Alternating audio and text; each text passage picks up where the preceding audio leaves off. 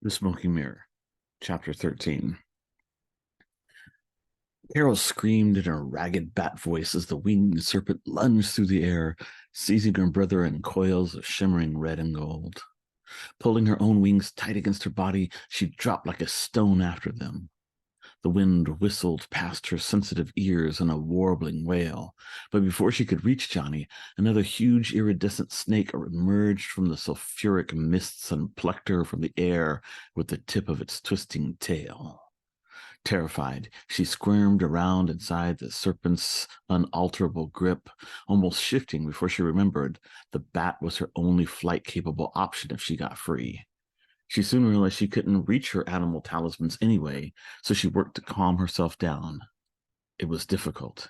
She knew she was panicking, but couldn't help remembering what had gotten her here. Overcoming the Sewali attack, convincing the Kamatsotsub to help her, being saved by Xolotl from the icy whirlwinds only to watch him abandon her. All of those trials paled beside the psychological ordeal of facing the doppelgangers of her loved ones and hearing their dreadful but inescapably true pronouncements. Dad said that souls had their humanity stripped away bit by bit till only a wisp was left. I can't let that happen to me. I've got to hold on to who I am. Her captor veered left and then right, avoiding the superheated blast of steam from below. Carol, her mind calmer, waited to discover where the creature was taking her. Hopefully Johnny will be there too, and together we can figure out a way to escape. The worm's wings beat the hot air for several minutes before it began to descend into the large bowl-like caldera of smoking volcano. Craning her head back, Carol saw that the crater contained a steaming lake, at the center of which stood an island of volcanic rock. Lava dribbled from a sort of shattered hill, draining down into the water in a glowing ribbon. Along the fiery stream, a massive black temple had been erected, its ziggurat steps reflecting the red with hellish fierceness.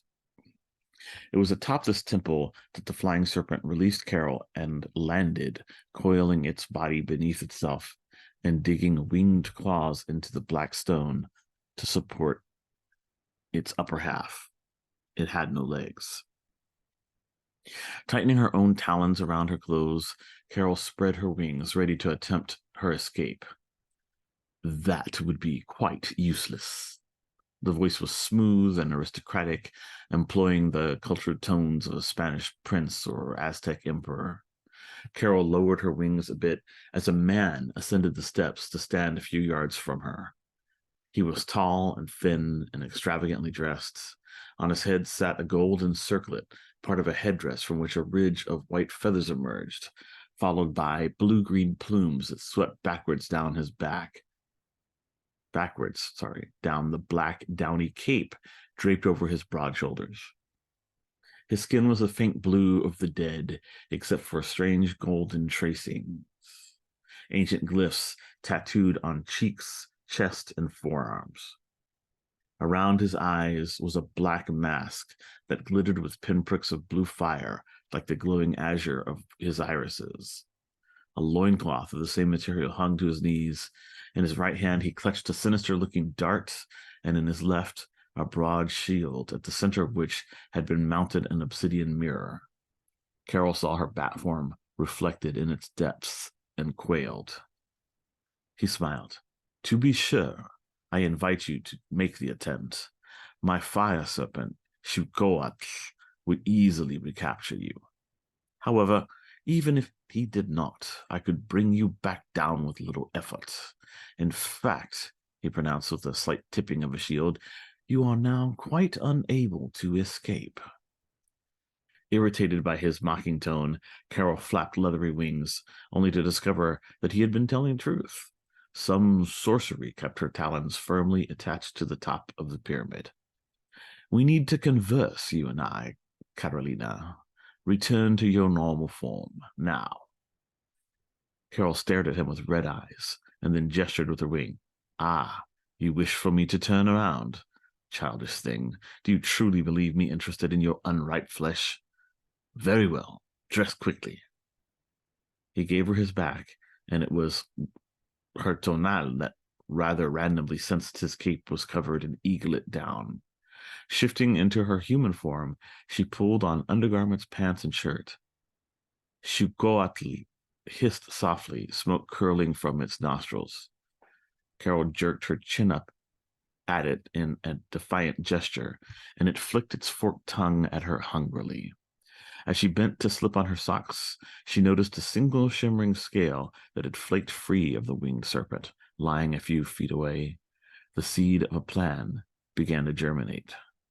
She was slipping into her sneakers when the masked blue man faced her again. Better. Do you know who I am, Carolina Garza? No. Batman? A lucha libre wrestler? His grim smile conveyed a desire to break her bones slowly. I am Huitzilopochtli, you sniveling wench, resurrected warrior of the South, lord of sun and fire and battle. Do you know me?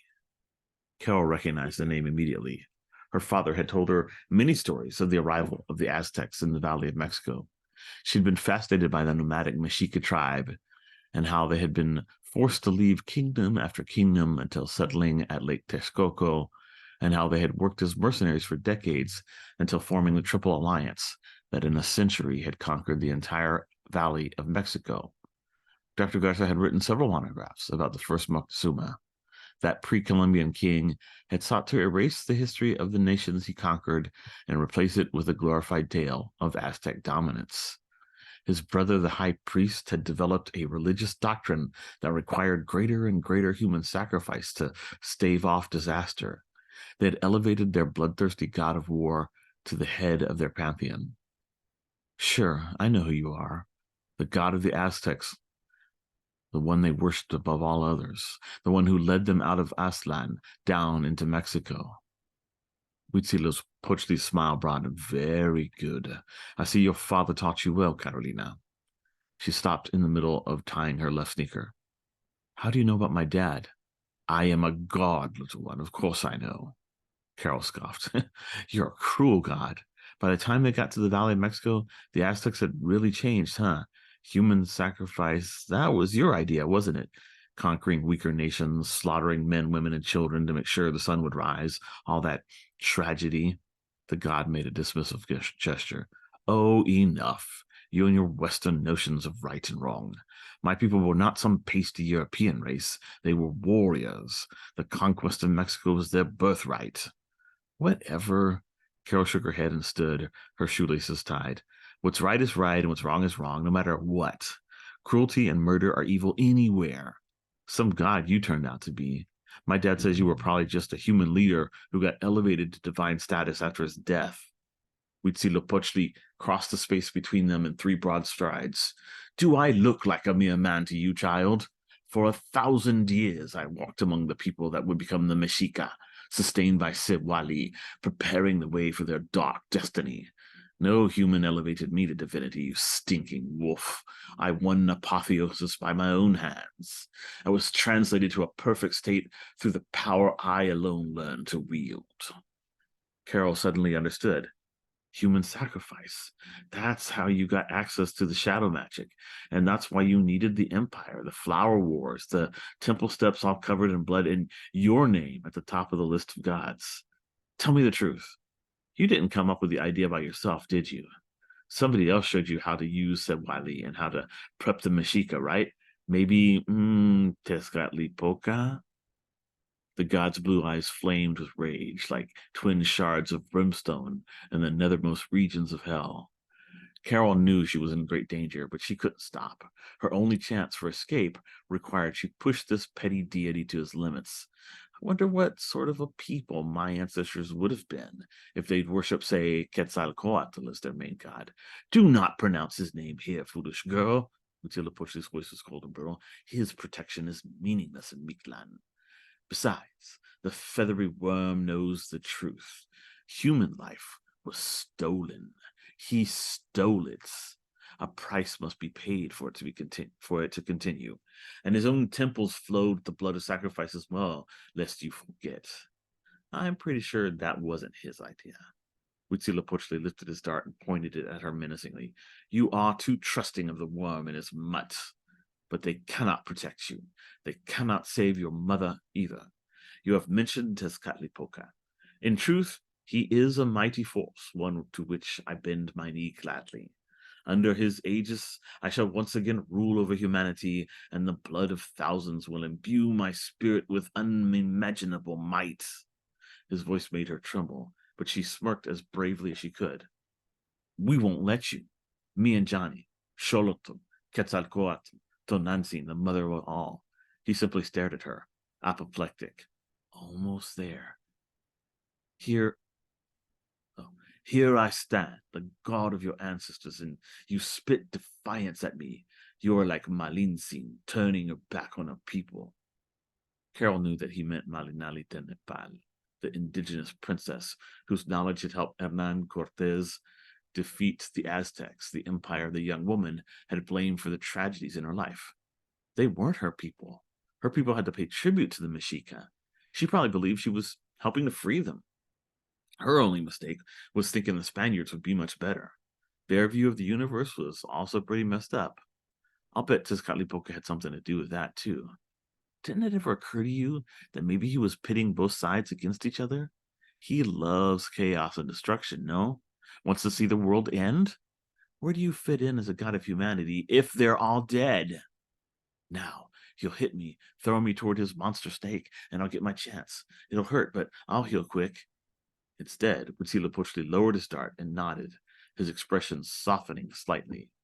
With a careless gesture, he let his shield tumble from his hand. It slapped against the black stone with a dull thud. I must admit, Carolina Garza, he said, his voice raspy with odd emotion, that you indeed have a point. Truth be told, this conundrum is why I had you brought here. You understand, do you not, what the Dark Lord intends to do? He means to break you and your brother, to unhinge your minds or twist your wills, so that you freely elect to place your Shoshal into his hands. Bringing together his shadowy sorcery and your savage magic, he will burst open the prison that contains the Tsitsimime, ancient star demons eager for your world's destruction. Carol trembled, and not just at the frustration of her plan. Though she had basically figured out Tezcatlipoca's endgame, to hear it stated so matter-of-factly was frightening. Still, she clung to the shreds of her bravery, keeping her head high. We're not that easy to break. The blue god's fist tightened around the dart as his free hand cut sharply through the acrid air. He has broken emperors, philosophers, saints, gods. I assure you there is no other possible outcome if you continue along the black road. If we continue, as opposed to what exactly? Huitzilopochtli reached out and touched her cheek. She felt a nervous surge within her, a burble of feelings she couldn't decipher. Was that really me, or did he make that happen? Either way, gross. You ally with me. I can rally much of Mictlan under my banner, and together we can march against him and his bony puppets, enemy of my enemy, and so forth. Carol felt absolutely no desire to join forces with the bloodthirsty deity, nor did she believe for a second that he really wanted to overthrow Tezcatlipoca. But if I play along some, maybe I can still make my plan work. How can you expect me to trust you? I won't lie, it's been really hard, and I'm not sure we can make it to the center, much less take him on, but you want to rule the world. You say you need our help, but what happens after? You can trust me, muttered the god of war, because I am telling you the truth. Once we have defeated Tezcatlipoca, I shall demand your loyalty, and if you choose to defy my sovereignty, I shall kill you.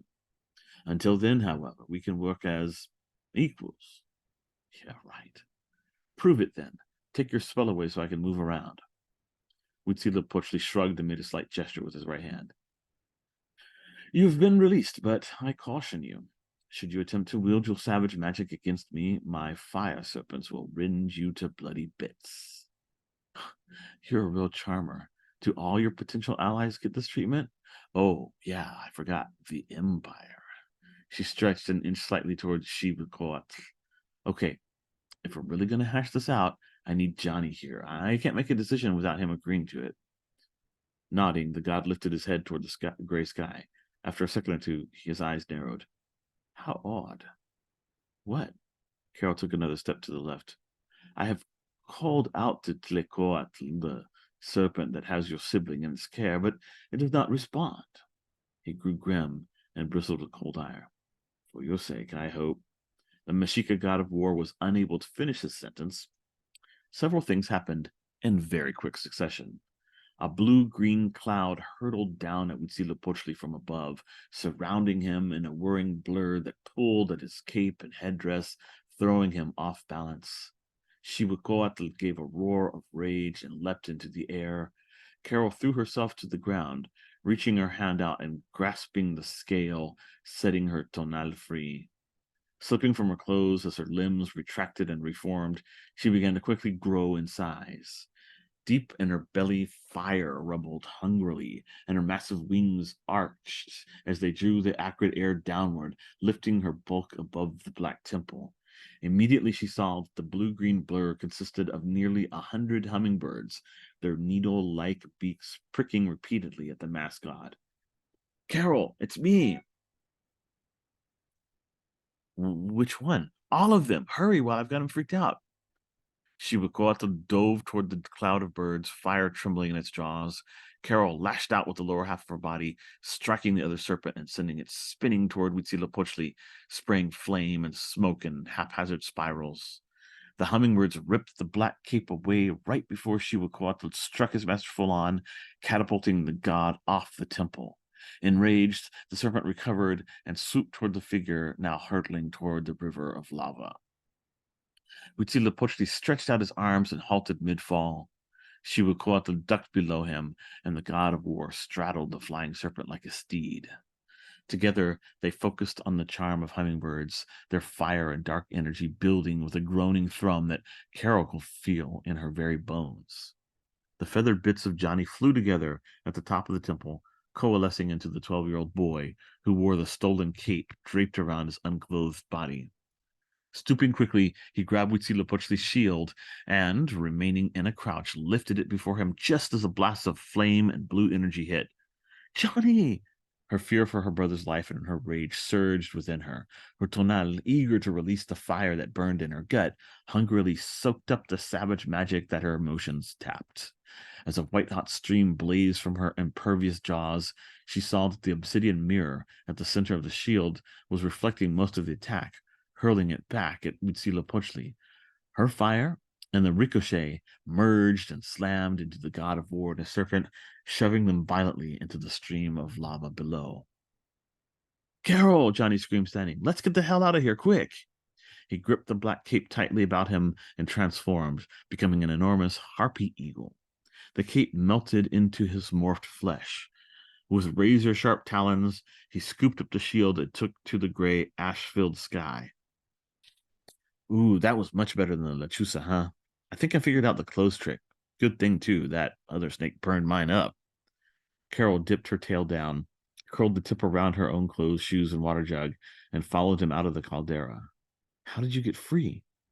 I grabbed the little feather and figured I'd shift into a small bird, get away, but like halfway through the transformation, my tonal kind of refused to go smaller. Like maybe there's a limit or something. I was panicking, but the idea of a whole flock of birds popped into my head, and I guess they used Shosha to make it happen. Carol did a barrel roll to avoid a plume of ash lifting from a crater below. Does it feel weird? What, being spread across 100 little brains? Yeah, but kind of cool, too. All these little parts of me that I'm not normally aware of, they got to work together. You have to try it, but maybe not when you're being pursued by a dragon thingy. I tried to keep my clothes draped across a bunch of hummingbirds, but it blew fire on us, on me, I mean, and that was that. But I could maneuver better. I led it to a field of like steam geysers. Eventually, one erupted right in our flight path. I managed to get out of the way, but the snake got barbecued. Well, thank God you showed up when you did. That was an Aztec demon? God. Huitzilopochtli. He was trying to convince me that we needed to join up with him and overthrow Tezcatlipoca, and then install him as ruler of humanity. A megalomaniac much? Right? But like the doppelgangers, his real purpose was to get me scared, I think. Make me doubt myself, doubt our ability to rescue Mom. This moron basically gave us two more weapons to use. This cape is really powerful, Carol. I think we'd see whatever was in Naguad too in this shield. You saw how it deflected all that power. Yes, but Johnny, those belong to a man who became a god using Sewali.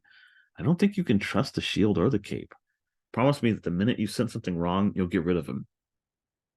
Waves of reassurance came from her brother. Of course, sis, but I think I can handle them fine. Still, Carol worried as her massive wings rode the hot wind. What if the point of this desert had been to put those weapons into her brother's hands? She'd have to keep careful watch. Johnny had a habit of overestimating his own abilities. Since he was good at nearly everything he tried, he was never really prepared for the times when he sucked at something, and he would sometimes end up over his head in trouble as a result. Carol's concern took a backseat as the beating of dozens of massive wings came from all around them.